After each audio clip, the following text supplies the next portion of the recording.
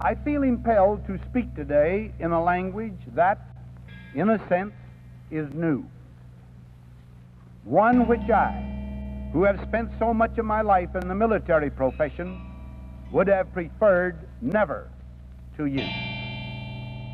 That new language is the language of atomic warfare. The atomic age has moved forward at such a pace that every citizen of the world should have some comprehension, at least in comparative terms, of the extent of this development.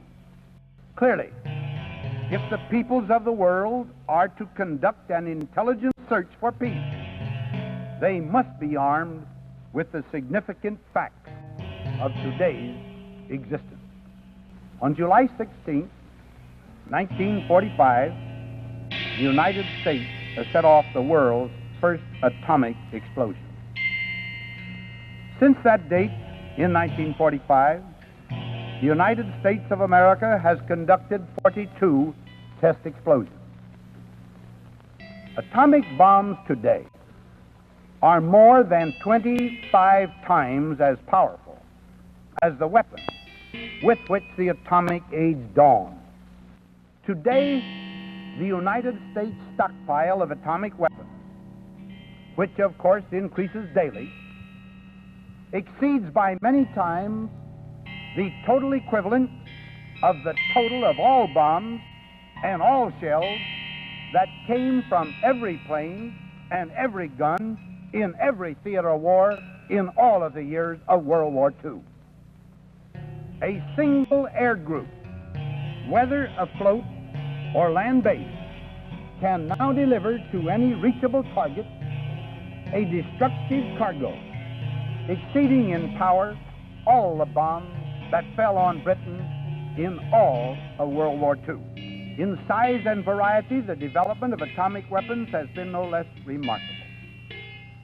The development has been such that atomic weapons have virtually achieved conventional status within our armed services. But the dread secret and the fearful engines of atomic might are not ours alone. In the first place, the secret is possessed by our friends and allies, Great Britain and Canada, whose scientific genius made a tremendous contribution to our original discoveries and the designs of atomic bombs. The secret is also known by the Soviet Union. The Soviet Union has informed us that over recent years it has devoted extensive resources to atomic weapons. During this period, the Soviet Union has exploded a series of atomic devices, including at least one involving thermonuclear reactors. The atomic realities of today comprehend two facts of even greater significance. First, the knowledge now possessed by several nations will eventually be shared by others, possibly all of them. Second, even a vast superiority in numbers of weapons and a consequent capability of devastating retaliation is no preventive of itself against the fearful material damage and toll of human lives that would be inflicted by surprise aggression. The free world, at least dimly aware of these facts, has naturally embarked on a large program of warning and defense systems. That program will be accelerated and expanded. But let no one think that the expenditure of vast sums for weapons and systems of defense can guarantee absolute safety for the cities and citizens of any nation. The awful arithmetic of the atomic bomb does not permit of any such easy solution.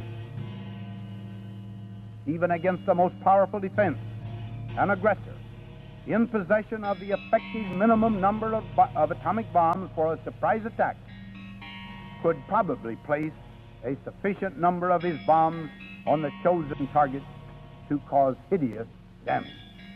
To pause there would be to confirm the hopeless finality of a belief that two atomic colossi are doomed malevolently to eye each other indefinitely across a trembling world.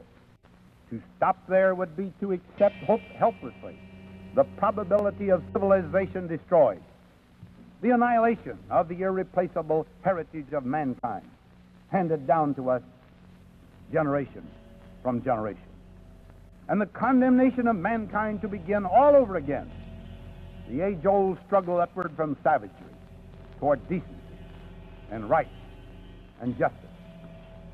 Surely no sane member of the human race could discover victory in such desolation. Could anyone wish his name to be coupled by history with such human degradation and destruction? Occasional pages of history do record the faces of the great destroyers, but the whole book of history reveals mankind's never-ending quest for peace and mankind's God-given capacity to build. So my country's purpose is to help us move out of the dark chamber of horrors into the light, to find a way by which the minds of men, the hopes of men, the souls of men everywhere can move forward toward peace and happiness and well-being. Beyond the turmoil and strife and misery of Asia, we seek peaceful opportunity for these peoples to develop their natural resources and to elevate their lot. The gravity of the time is such that every new avenue of peace, no matter how dimly discernible, should be explored. It is not enough to take this weapon out of the hands of the soldier. It must be put into the hands of those who will know how to strip its military casing and adapt it to the arts of peace. The United States pledges before you, and therefore before the world, its determination to help solve the fearful atomic dilemma, to devote its entire heart and mind to find the way by which the miraculous inventiveness of man shall not be dedicated to his death, but consecrated to his life.